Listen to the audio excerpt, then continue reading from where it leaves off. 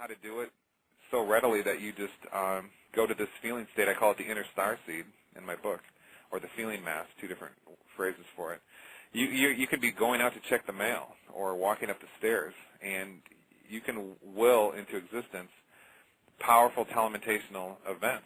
And I mean, the freedom and the power of people when we realize that this is what we're really all about is extraordinary.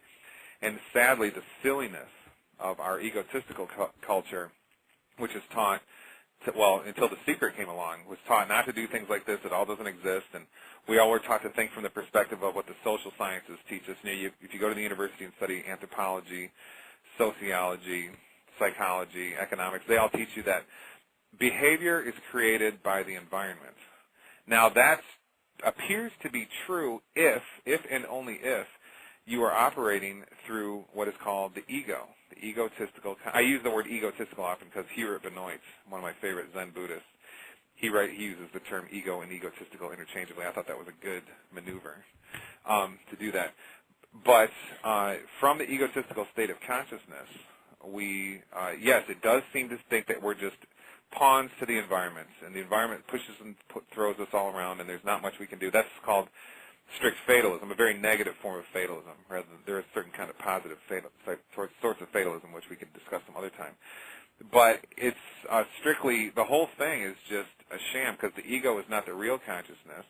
The real consciousness is what you can call this inner star seed, this deep state of ecstasy within us, which all of us have. When you get to this state, you have this realization that kind of goes like this.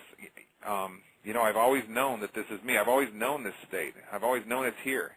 I've just been looking away from it. That's literally a good way to think about it. The other schools of Buddhism, such as Tendai Buddhism in Japan, they often refer to enlightenment as remembering yourself, remembering who and what you are. And that's just a perfect description of what's our real, you know, when we come into contact with this inner ecstasy that we are, it is us.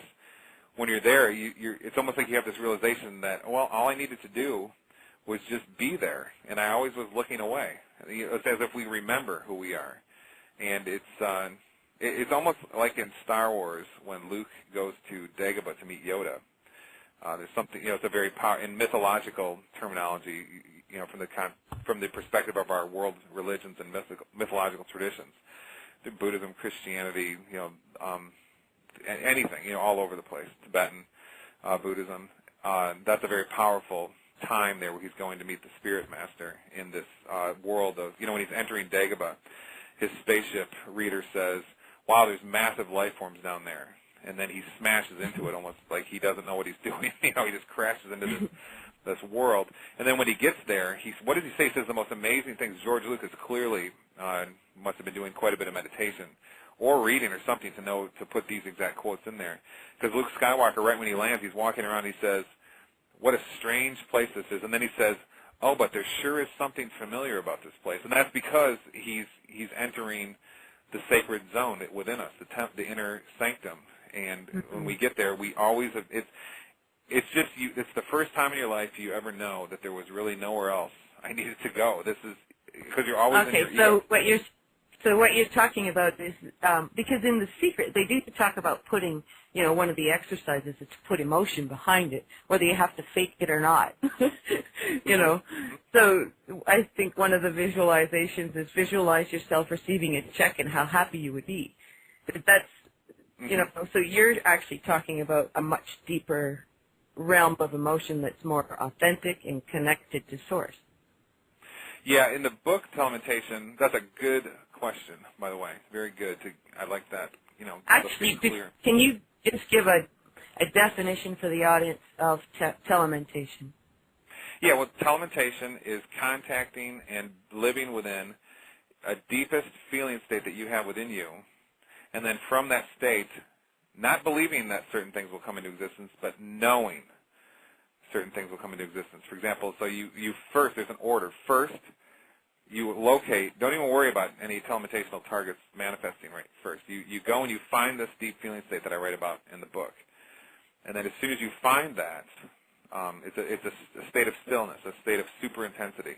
And at the center, most people that I talk to, when they say they find it, all of a sudden it's just like they're shot off in a rocket. It's this sheer blast of ecstasy that shoots through them. And then you have to learn to find that state and live with it and be in it to some degree. You don't have to do it all the time. Just learn to be able to go to it. And then when you do, you put a thought in your mind simultaneously of, I know that target X, whatever it is that you want to manifest, will exist. And and here's what the knowing state is.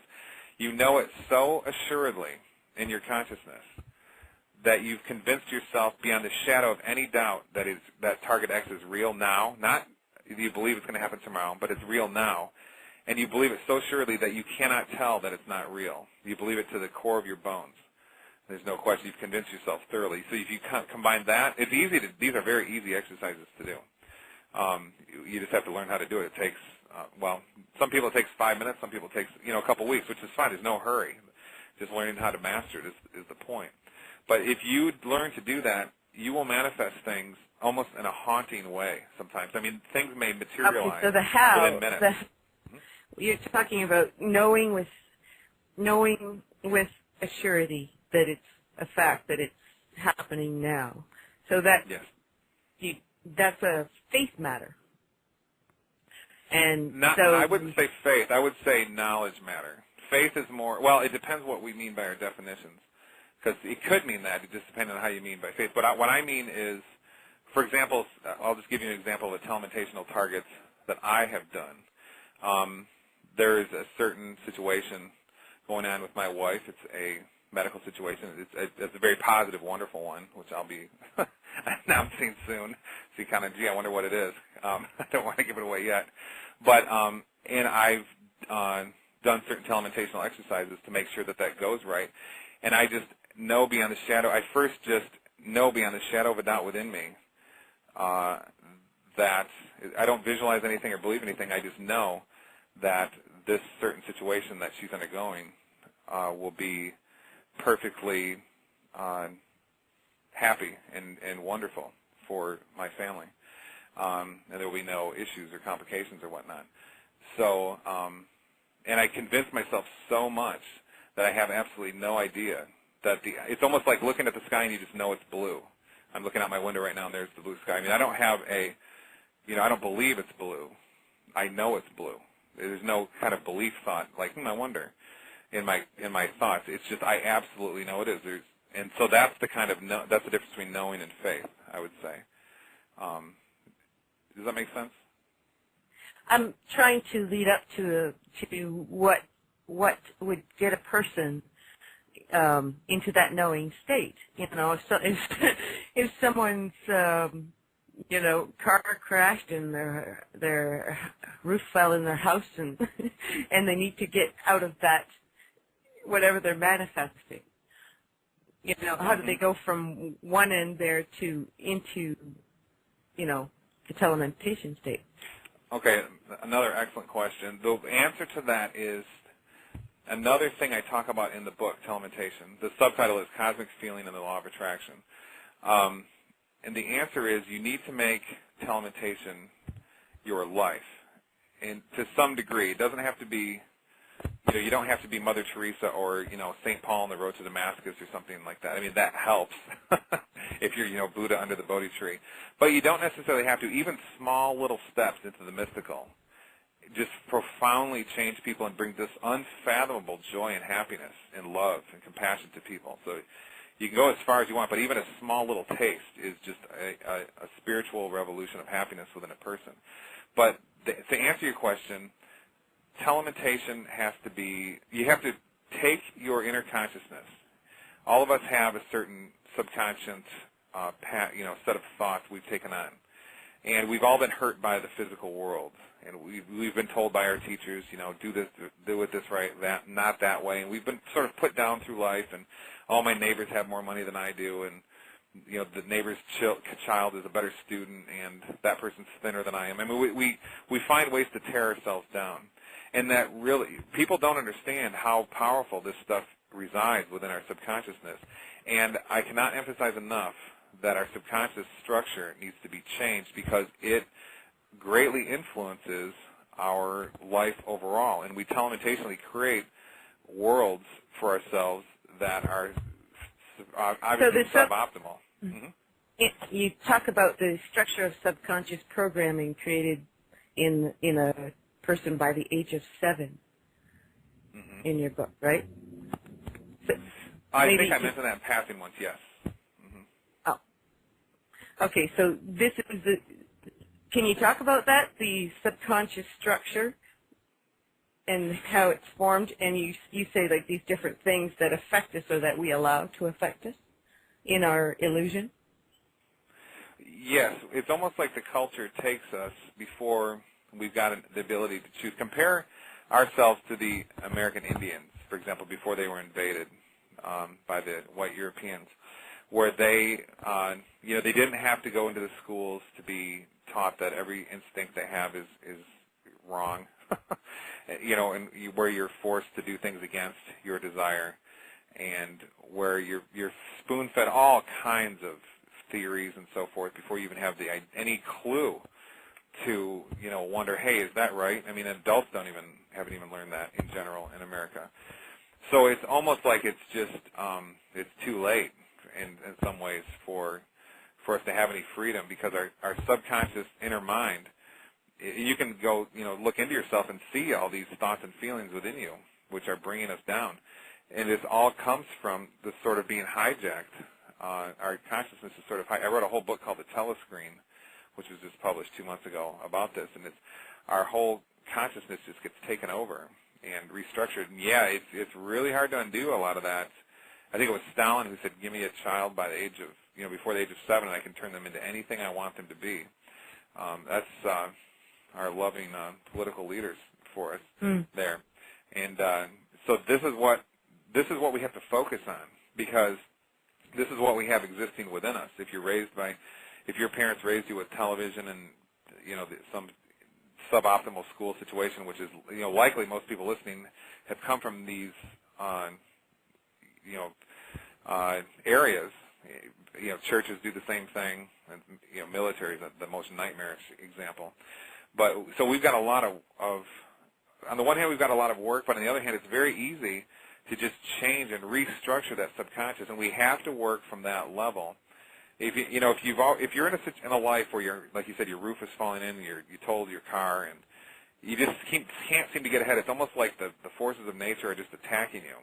A lot of people go through life feeling that that's what's going on, and that's because your subconscious is continually telementationally creating these situations for yourself. We need to redo the subconscious, and when we do, basically you just do that by practicing good telementation and continually enforcing new beliefs into your consciousness. That's one thing The Secret does well. You think of yourself, that you're beautiful. Affirmations. Mm-hmm. It's so important. Yeah, so you do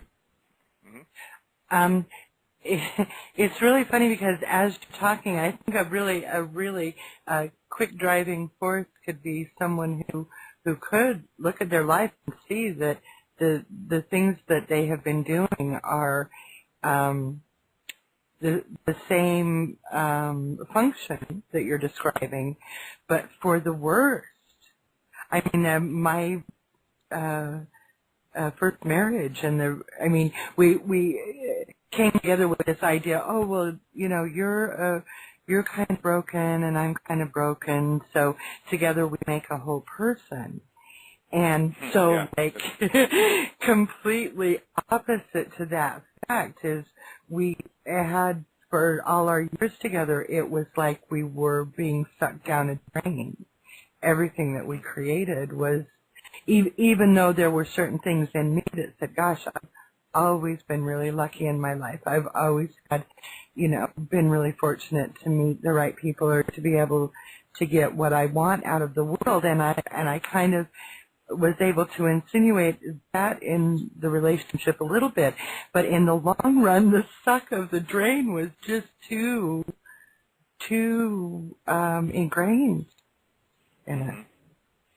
Yeah, we're so carefully taught in our culture that you're not complete. You need to do something to fix yourself. Like go to this school to learn things because you don't have them and you need them to fix yourself. Everywhere, from every angle of our society, we're told this needs to be different about you. And then, the Buddhists come along and say, oh, okay, none of that matters. You've always been complete. You just forgot that you were. There's nothing you need to change about yourself. You just need to be where you are now and stop, running around in circles. And when you say things like this to people, half of them will say, "Oh my goodness, I can't." That is so correct. I can't believe it. And then the other half say, they're caught up in the maze, and they don't understand that. It's kind of like going to war over and over. It never does anything but mass murder. The ego, in a sense, is kind of the egotistical personality consciousness is kind of in the same boat. It just continues to go through the same repetitious struggles and patterns through life, because always trying to complete itself. When really the real persona, which is at the core, you look deep into the core of the ego, is the real self. It always was complete, and there's really nothing for us to do to complete ourselves. And it's really, in a sense, it's hard to explain this, but people are perfect. But you have to understand, though, that what I mean by perfect is imperfect. You're sounding like a light worker. I'm going to tell everyone on your radio channel. Good. One of the most impossible phrases when I was growing up, I thought that is the stupidest thing that I have ever heard, that never makes any sense whatsoever, is that you cannot love anyone until you love yourself. It was the most foreign, you might as well have been trying to, throw me off a cliff so that I would fly. Mm-hmm. And, it's amazing how the other direction can unfold when you're open to it. Mm-hmm. It's kind of like when I used to see graduate students when I was still in graduate school. They would fight with each other, and it was like a den of lions just tearing each other apart. And then all of a sudden, one of them would publish an academic paper or would get some kind of academic award, and then they would be all of a sudden removed from the fighting, and they would feel good about themselves. Unfortunately, they have to feel good about themselves to some sort of silly accomplishment, which really doesn't mean anything. But what would happen is it would make them feel sort of self-appreciation, and it would so remove them from this horrible divide and conquer spatting that everybody would do, and they would be almost, in approving of themselves, they would be kind and compassionate to others, just because they felt better about themselves. So yeah, we're taught, we can't be selfish, and we have to be, help others in this culture. It's just all a big trick, because nobody's. We basically live in a culture of completely undeveloped people covered up by their scared, bellicose ego consciousness. So to tell those people that to help others and so forth is like telling Hitler to try to. It's like Hitler saying he was trying to make the world a better place, because the ego consciousness is really a serial killer sort of consciousness. It doesn't know what empathy is, which is the mark of the serial killer. And so it's so important just for us. If we just could all notice that it's so important to focus on ourselves and take care of ourselves and put aside. Maybe everybody should put aside others and the world for a while and focus on getting ourselves spiritually centered, to use Rice's word from yesterday. And then we can go do good work. That's what all the great spiritual teachers did. Buddha under the Bodhi tree, he took years to figure out his own program first, and Jesus going out in the desert and so forth. So those are what our religious traditions teach us, not just drop everything and go. Going and helping the world in our American culture is, going and slaughtering children in Pakistan. That's, helping things, according to Barack the Croc Obama. But I don't want to bring this into a silly political debate.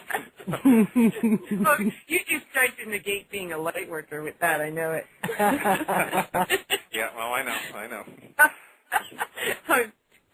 Okay, so you, the process of telementation, from what I gather, you're saying it's finding your truest inner core connection through your senses, and get there through. Sorry, I cut myself up. You get there through connecting with your emotions authentically, whatever they may be. Yeah, right? I wouldn't say emotions. I mean, okay, what you're saying is true. But the only thing is sometimes people would say they will associate emotions with something like anger or happiness or sadness or whatever. That's not really in Telementation. I describe how there's behind all actually those feelings are all a sort of little portion of a deeper feeling that's in you that's always the same. And it's always ecstasy, and it's called the feeling mass, and that's a term I borrowed from Eugene Genlin, who was a philosopher from Chicago who wrote a bunch of books decades ago, and he described the state. He said, if you look inside your consciousness and really look at your deep feelings, really those feelings always stay the same. It's just you apply different language to them. If you watch yourself when you feel elation, look at that, look deep into that feeling, and it's actually the exact same feeling as when you feel horrible sadness. It's just you've applied different linguistics to each of them. You have different ideas latched onto them. But actually, amazingly, the feeling is the same. And that's the ego process. Yeah, the ego that has to identify itself all the time. Yeah. And his work got me to think, a good way to think about this is that way. And then really what you need is these, emotion, I would say, is the different structures and forms and sort of much less intense feelings. But behind all of it, and it's easy to locate this, like I said, but again, if it takes people a little while, you shouldn't get discouraged. Sometimes it takes people a while, sometimes it doesn't. But behind all this is a super intensive feeling. And it's just, and notice I said feeling, not feelings. It's just always, it's like this super intense metaphysical distress is the way Hubert Benoit, he wrote a book called Zen and the Psychology of Transformation. It's the second time I brought him up today. One of my favorite books I've ever read. And he calls it metaphysical distress. And I think that's a wonderful term because when you first contact it, it almost feels like this really, piercing, vibrating tension within you. But then, you sit with it and go into it for a bit, and then it just turns into something kind of like what a lot of the mystical masters through the millennia have called various names. The Godhead, Meister Eckhart, or Nirvana, or Satori. It depends how far you go into it to really get to what these people apparently were referring to. But it's just so amazing that it's just right there within us, and it's just this single state of sheer elation. And I just call it the soul, and we can have direct evidence that our soul exists by just turning inward, I'd say. Okay. So you're actually saying with that you're also sort of covering a couple other universal laws pretty much by saying it's the focusing. It's not everything is accidental. Like there's this law that a lot of people think whatever happens is not in my control. Like their life is a ship adrift the sea. That's the academic idea. That's what the academics push to say everything's chance and the atoms don't have any direction. And then here we find the golden ratio in the quantum physics, and they don't even announce it on national news. But then the academics will just go on saying everything's chance and there's no order. Or if there's order, there's nothing anybody can do about it. It's not connected to your consciousness. It's almost suspicious, really, that they have things so absolutely empirically backwards. And so you're bringing a bit of discipline's probably not the right word for it, but a planning. Failing to plan is planning to fail, because if you go by that accident mentality, you're in the mode that you're not in control of your life. So in your book, you talk about making a concerted effort toward building your future, toward your thought processes, right? Yeah, I say in the book that a lot of people would, I would talk to students back when I still taught in the universities, and that's when Telementation was still just a manuscript, and I would print it out for students.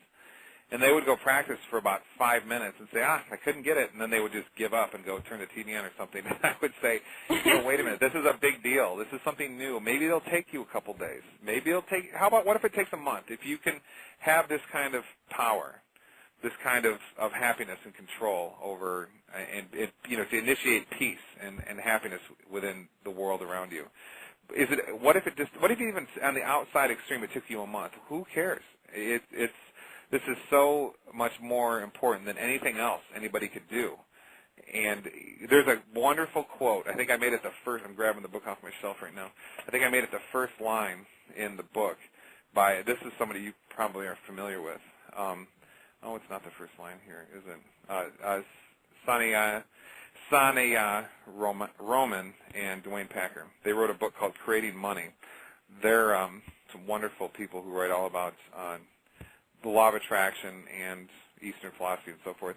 And to listen to this quote, this is from their book Creating Money, which really doesn't have anything to do with the book. I think they just wrote that. I think the publisher, it smells of a situation where the publisher changes the title of a book at the very end, which happens frequently. But here's the quote. You can learn to create what you want using energy and thought rather than physical effort and produce results that go beyond anything you can create with physical effort alone. That's right in the first page of the book.